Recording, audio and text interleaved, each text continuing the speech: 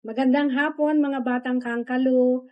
Nandito po tayo ngayon sa Caloocan City Hall para ibahagi sa inyo ang ilan sa magagandang programa po ng ating pamahalaang lungsod ng Caloocan sa pangunguna ng ating butihing mayor, Mayor Along Malapitan. Alam nyo, ang Public Employment Service Office ay matagal na pong katuwang ng ating butihing mayor. Congressman pa lang po siya. Tayo po ay katuwang niya na sa iba't ibang programa na makakatulong sa ating mga batang kangkalu. At isa po sa paboritong programa ng ating mayor pagdating sa mga programa ng Public Employment Service Department ay ito pong ating free vocational technical training. Tinatawag po natin siyang Caloocan City Manpower Training Center. Tayo po ay nagbibigay ng libreng vocational technical training sa ating mga kababayan. Ito po ay 4 na buwang pagsasanay para kayo ay bigyan ng additional skills na maaari po ninyong magamit bilang mga gustong magkaroon ng self-employment o yung mga gusto po na ma-employ po kaagad dahil meron kayong makukuhang added skills. No? Iba't ibang kurso po ang makikita natin sa ating Caloocan City Manpower Training Center. Meron tayong mga kurso na pang millennials, meron tayong kurso na pang hard trade, at meron din tayong kurso na pang mga nanay na gustong kumita kahit nasa bahay lang po sila.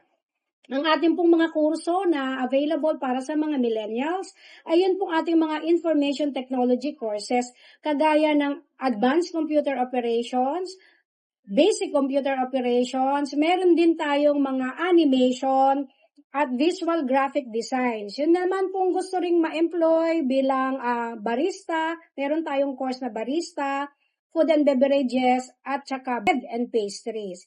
Para po sa mga hard trade courses, marami po tayong ino-offer na alam naman po natin, ito yung mga in-demand courses, lalo na po, o in-demand skills, lalo na po ngayon sa construction at saka po yung mga gustong mag-abroad. Ito po yung mga ino-offer natin, automotive mechanics, basic welding, consumer electronics servicing, yung ating electrical wiring and installation, motorcycle repair and maintenance, at saka yung ating rack o yung ref and aircon repair and maintenance. Alam niyo po, itong mga kurso na to ay pwede kayong maging self-employed din. Pwede rin naman kayong pumasok sa iba't ibang kumpanya, lalo na po doon sa ating mga nasa construction ngayon na napaka in-demand po at boom po ngayon ito sa ating mga industry, no? Itong mga kurso na to.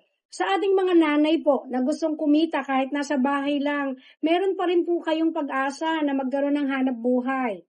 Meron tayong dressmaking, meron tayong cosmetology, culinary, fashion apparel, hair science and technology, massage treatment, meron din tayong mga kurso na pwede rin din po kayong ma-employ kahit kayo po ay medyo nasa middle age na, like housekeeping, at pwede rin kayo mag-start ng business through our culinary courses na libre po nating ibinibigay. Wala po itong tuition fee. Napakadali lamang po ang gagawin ninyo. Basta kayo po ay residente ng Caloocan City, dalhin lamang po ninyo yung proof of residency nyo, magdala po ng high school diploma kasi kailangan po high school graduate tayo. Kailangan din po ng valid ID. And pwede na po kayong pumunta sa ating mga training center. Located po ito sa F. Rojas Street, 2nd Avenue. At sa north naman po ay located sa Doña Aurora Street, sa Camarin po, Barangay 175. Mga batang kangkalu, ano pa inaantay natin? Tara na po sa Caloocan City Manpower Training Center.